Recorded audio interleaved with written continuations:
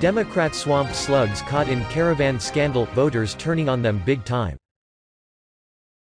Name one good thing a certain political party has done for the country? No one on this planet would be able to name any good they have done for the planet.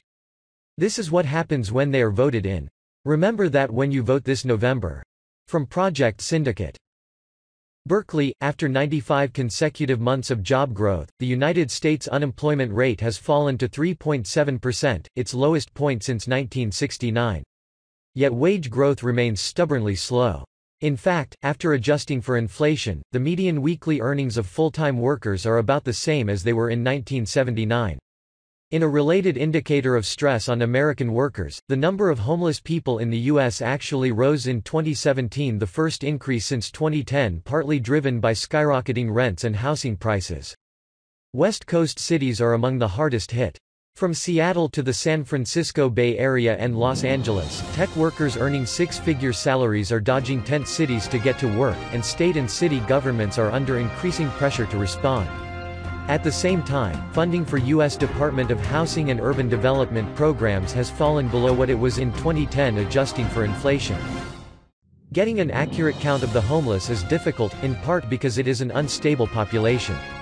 People can be driven into homelessness by many contingencies, including income insecurity, eviction, transition from incarceration, domestic violence, drug abuse, and mental health issues.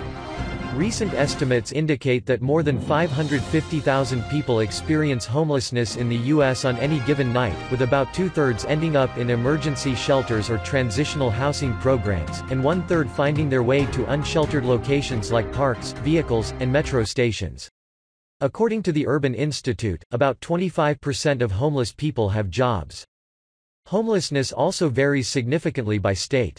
In 2017, California, New York, Hawaii, and the District of Columbia had the largest number of homeless per 10,000 residents.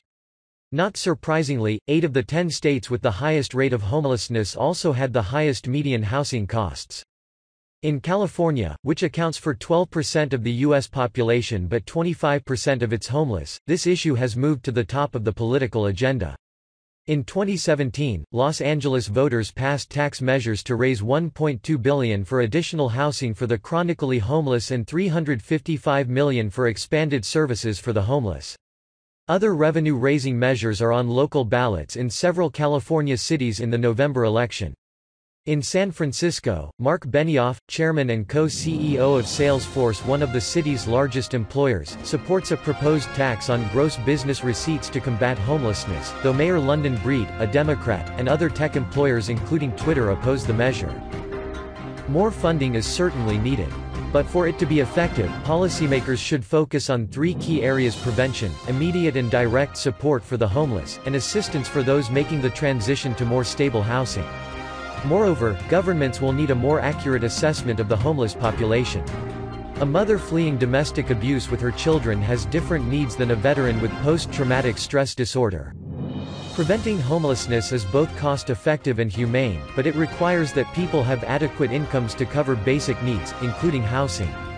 Of 3,007 counties in the U.S., a worker earning the federal minimum wage of $7.25 per hour can afford a one-bedroom rental in only 12. In San Francisco, where the median house price is over $1.5 million, a single mother earning the minimum wage would have to work 120 hours per week to meet her basic needs. And even outside of high-cost regions, nearly two-thirds of U.S. households lack the savings to cover a $500 shock such as a car repair or health care expense. For these families, one bad turn can result in homelessness.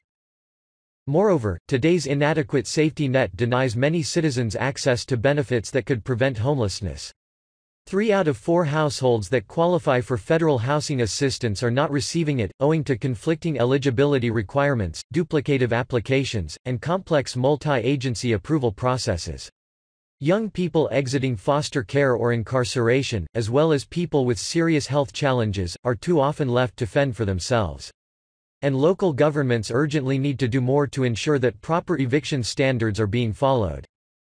Unfortunately, the surge in homelessness has strained municipal and local governments' capacity to respond. For example, in Seattle, with the third largest homeless population among U.S. cities, a per-employee tax on large companies was soon repealed under intense business pressure. As a result, shelter for the homeless is often provided by cash-strapped social sector or religious organizations, and the waiting lines for admission to such facilities are long and growing. Continue reading.